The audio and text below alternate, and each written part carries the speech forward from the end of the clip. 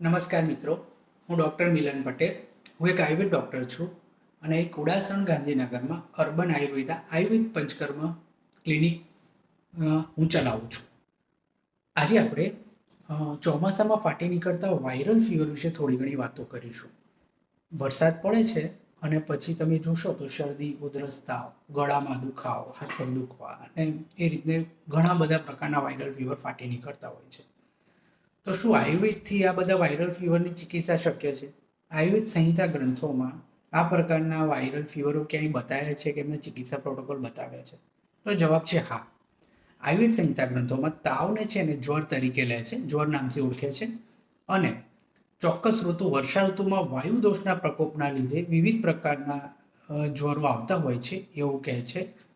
અને સંહિતાઓમાં જોવા જઈએ તો વાતજ જ્વર, વાત કફત જ્વર, વિષમ જ્વર, સન્નિપાત જ્વર વગેરે જે બધા તાવ બતાવ્યા છે એની સાથે આ વાયરલ ફીવર બંધ બેસતા આવતા હોય છે. હવે આયુર્વેદથી આ બધા જ્વરોની ચિકિત્સા કઈ રીતે કરવામાં આવે છે?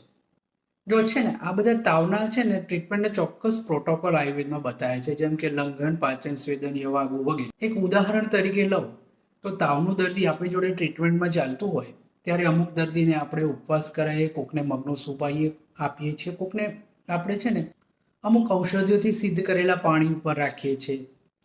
આ સાથે સાથે પાચનની ઔષધિઓ ચાલતી હોય, એમાં જે બીજા કોમ્પ્લિકેશન હોય, શરદી ઉધરસ, એ બધાની ટ્રીટમેન્ટ ચાલતી હોય. આવી રીતે ટ્રીટમેન્ટ આગળ વધારતા આયુર્વેદમાં કીધા પ્રમાણે તાવનો એક ચોક્કસ સ્ટેજ, જેને નિરામ જ્વર કહે છે, એ જ્યારે અચીવ થાય એટલે તરત જ્વરનાશક ઔષધ પેશન્ટને આપવાનું હોય અને તાવ તરત મટી જતો હોય છે. આ રીતે તાવ મટાડતા કેટલા ટાઈમ લાગે? તો આયુર્વેદ સંહિતાઓમાં 5-7 દિવસ કે તેથી વધુ દિવસ લાગે છે એવું કહેવામાં આવ્યું છે. મોડર્ન સાયન્સ પણ વાયરલ ફીવર તો 5-7 દિવસ રહેતા હોય છે એ બતાવે છે. એટલે આ બાબતે બંને આપણા વૈદ્ય શાસ્ત્રકો સમાન મતના છે. મારા ચિકિત્સાના અનુભવમાં જોઈએ ને તો જો શરૂઆતમાં જો દર્દી આવી જતું હોય ને તરત જ પ્રોટોકોલ આપણે આ બધા એપ્લાય કરે હોય ને તો 18 કલાકમાં પણ વાયરલ ફીવર ફક્ત ને ફક્ત આયુર્વેદ દવાથી ક્લિયર થતા જોયા છે. શું વાયરલ ફીવરમાં જોડે આવતા શરદી, ઉધરસ, શ્વાસ લેવામાં તકલીફ એ આયુર્વેદથી મટે છે? ચોક્કસ. જ્યારે પણ વાયરલ ફીવરની આયુર્વેદ પ્રમાણે ટ્રીટમેન્ટ કરીએ છીએ એટલે એના જે પણ આ બધા ઉપદ્રવ છે એક સાથે જ કવર થતા હોય છે. એમાં કંઈ અલગથી વિચાર કરવાની જરૂર હોતી નથી. જો વધુ માહિતી તમારે જ્વર માટે જોઈતી હોય વાયરલ ફીવર, તો તમે અમારી ક્લિનિકનો ચોક્કસ સંપર્ક કરી શકો છો. Thank you. આભાર.